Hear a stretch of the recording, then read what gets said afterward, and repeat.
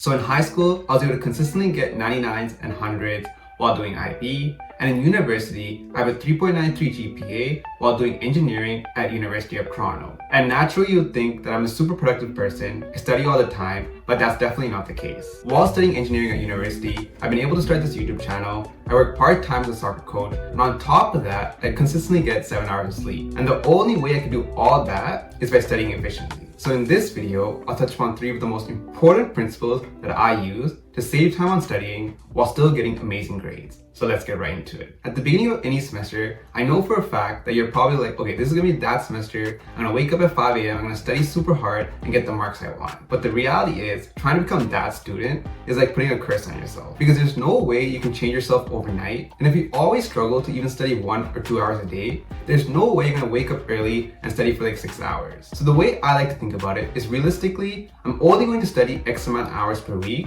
So I'm gonna change my schedule to fit that time frame. This includes going to school, doing homework, projects, and studying for exam. And for me, this number is 30 to 40 hours a week. Yes, this does mean that the 2 hours a day in the title is a bit of clickbait, but realistically, 30 to 40 hours a week of studying is still super efficient, and I genuinely think it's more than enough to do well in challenging courses like in engineering. So back to what I was saying, by first setting a realistic number of hours you're willing to work each week, you can then work backwards to reduce your workload. Like, this is the amount of hours I'm capable of working, and this is the amount of hours of work our teachers or professors are telling us to do. And the most important yet challenging part is choosing the best and most effective task from this box to put into this box. And reducing your workload like this is definitely not easy, and it honestly depends on the course you're taking and who your teacher or professor is.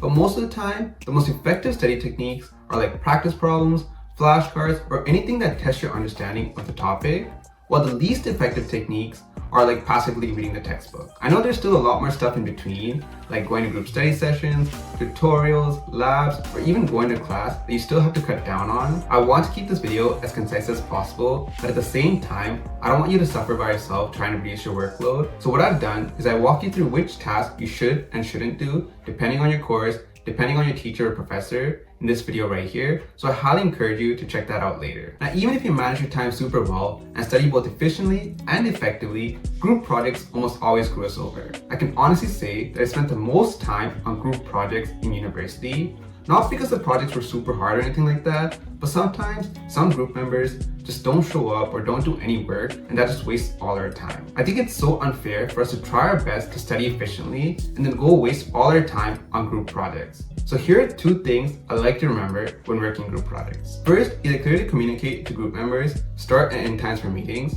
Or if you're not comfortable being so straightforward, then just make it seem like you're super busy. For example, if your group wants to schedule a meeting at 6, just say I'm happy to do that, but I just have to leave at 7:30 to hang out with my friends. Or even better, if it's a Saturday or Sunday, just say you have work. Trust me, you have to value and prioritize your own time, and even if this means you're lying a bit, that's completely fine. Now, if you're a perfectionist or you just want to get really good grades in every single course, I totally understand, I'm just like you. But the second thing you have to understand is that sometimes group projects don't go well and you just have to let it go. Even if that means you might end up with a 70 on the project, that's completely fine. Because for you to get that 70 to an 80, I promise you, you have to put in like another 10 to 20 hours of work, but that 10 to 20 hours could have been used to study the actual course content and do better on the exams. And 90% of the time, exams are worth more, so this is a way better use of your time. In short, all I'm saying is prioritize your own studying over group projects, because time is limited and you control 100% of the results on the exam, but you can only do so much to improve the quality of work of your group. Before I get into the last principle, I'd really appreciate it if you can like and subscribe. It'll help me grow this channel and get this video out to more people like you. The last thing I want to mention is try your best to not compare yourself to others. Whether it be in high school or university,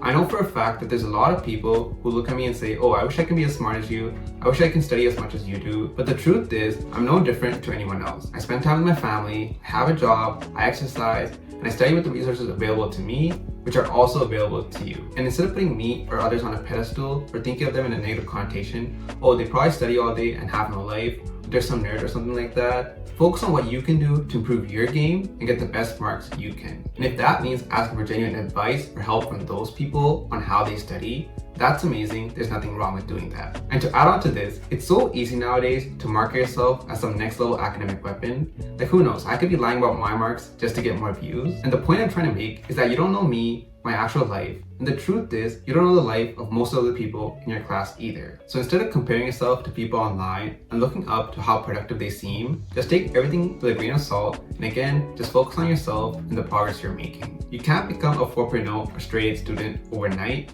but over time, I truly believe you can. Now, I just decreased my credibility a bit by saying that I could be lying about my marks. I promise you I'm not, but regardless, if you like the concepts that I talked about in this video, or you just like the way I approach school, then make sure to check out this video right here. I promise you, it will be one of the most useful videos you ever watch, and it will make managing your time as a student way more easier. If you're still here, then thank you for watching, and I'll see you next time.